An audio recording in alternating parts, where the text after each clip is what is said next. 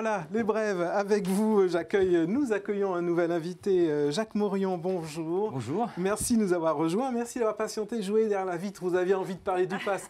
Malheureusement, on ne va pas avoir trop le temps de revenir sur ce sujet. Vous êtes expert comptable, commissaire aux comptes de la société MV Conseil qui est basée à Paris. Hein, c'est ça.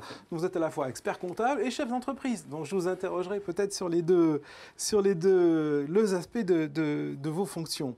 Je voudrais, avant de vous laisser vous présenter, parler du jeu, parce qu'il faut que je lance le jeu. Vous avez vu, on a plein de cadeaux à vous faire gagner. Donc il y a, je vous rappelle, 10 cadeaux à gagner. Les premières personnes qui vont répondre correctement à la question que je vais poser seront les heureux impétrants. Voici ma question.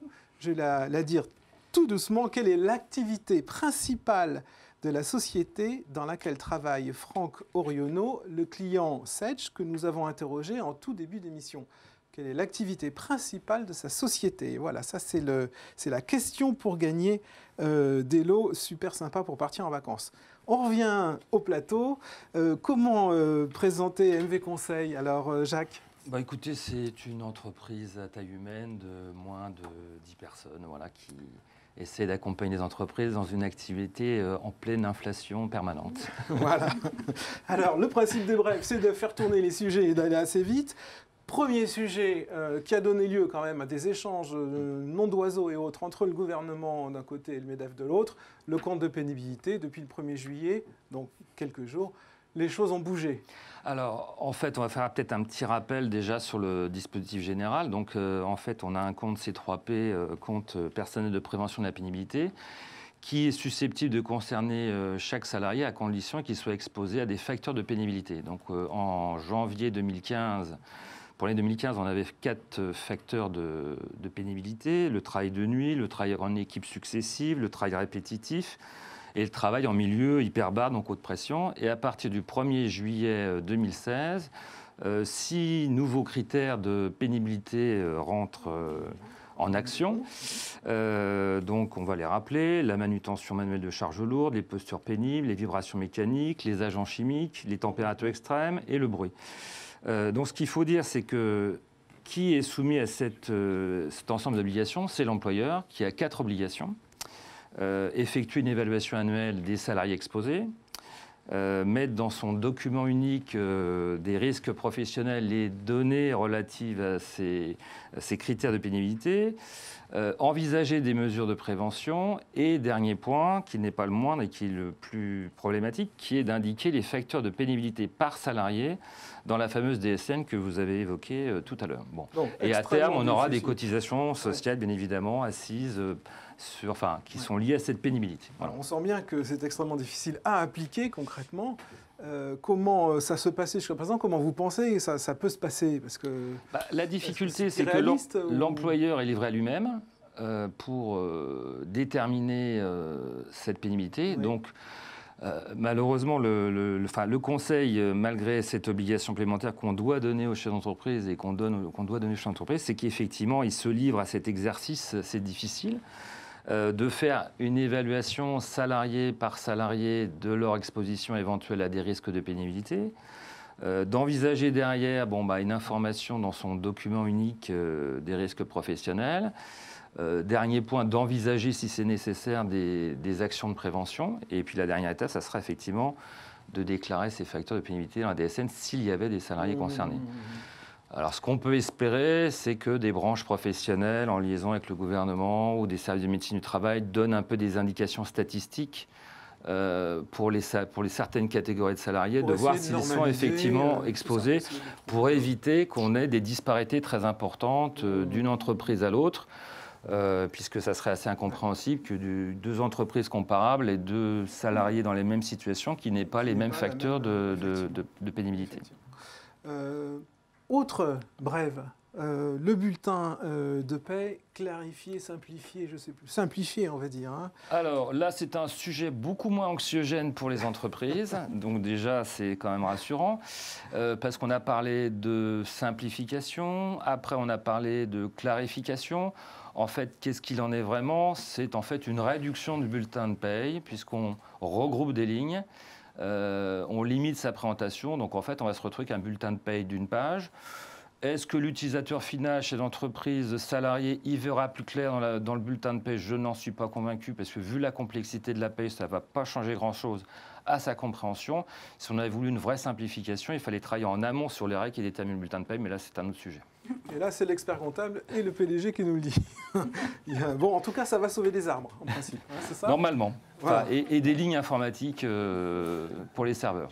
Voilà. Alors, on va essayer d'accomplir un exploit avec vous. Merci beaucoup, Jacques. Avec vous, Caroline. Parler de la loi El Khomri qui est aujourd'hui même à l'Assemblée en deuxième lecture, si je ne m'abuse. Tout à fait. Qu'est-ce qu'on peut dire? Quels sont les points les plus essentiels à retenir sur cette loi? Alors, avec les effets d'annonce qu'il y a eu encore aujourd'hui, où manifestement ça va passer en force, hein, article 49.3 a été annoncé officiellement pour cet après-midi.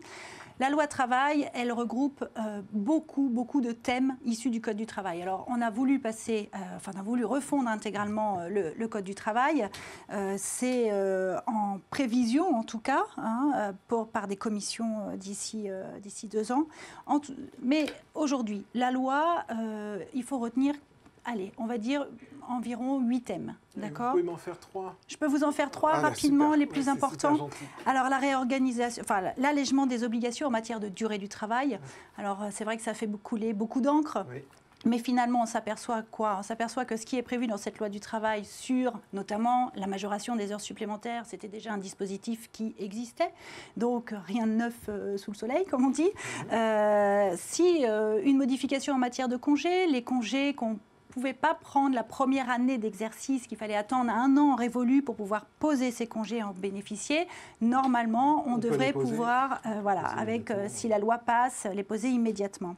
Une modification en matière de licenciement économique, une redéfinition du motif économique avec un élargissement de ce motif pour permettre aux entreprises, lorsqu'il y a de réelles difficultés économiques, de licencier avec un peu plus de sécurisation derrière pour limiter le développement des contentieux. Avec également une modification s'agissant du périmètre, puisque normalement la jurisprudence souhaitait, enfin en tout cas nos arrêts de jurisprudence de la Cour de cassation notamment, préconisaient de regarder le motif économique à l'international lorsqu'on était sur des groupes internationaux. Là, le périmètre serait national, donc quand même une modification importante de ce côté-là. Une réforme également de l'inaptitude au travail, réforme très importante et qui ne va pas être la moindre puisqu'elle va être très complexe, avec une disparition par exemple des visites médicales d'embauche, avec la création d'une commission pour que ce ne soit plus le médecin du travail qui définisse l'inaptitude ou l'aptitude au poste, mais bien une commission, au moins de 3 médecins, avec des modifications en matière de reclassement lorsque le salarié est déclaré inapte au travail, et puis également un petit mot sur le fameux article 2 quand même. L'article 2, oui, l'inversement de la hiérarchie des normes. Alors, est-ce que nos accords d'entreprise vont pouvoir imposer aux salariés des conditions moins favorables que la branche? Ça existait de toute façon d'ores et déjà.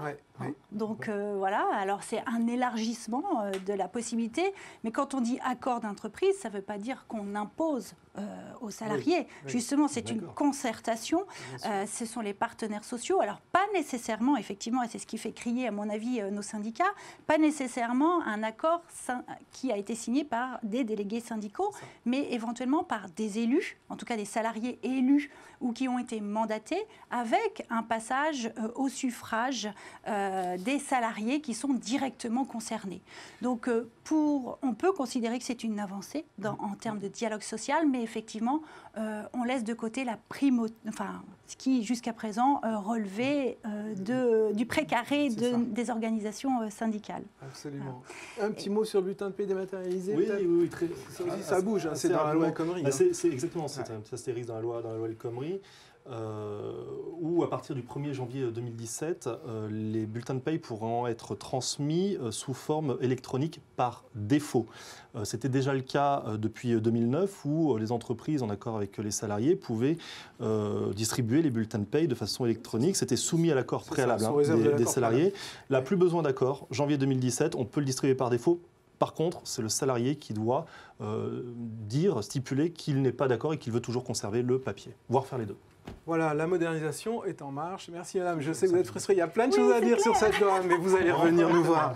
Allez, il me reste à vous donner rendez-vous pour notre prochaine émission Veille Légale. Elle aura lieu le 15 novembre, notez-le sur vos tablettes à 14h30, toujours en direct. On va parler du CPA, le compte personnel d'activité, je suis sûr que vous viendrez, de l'EDI FEC, le fichier d'expert comptable, le fichier d'écriture comptable.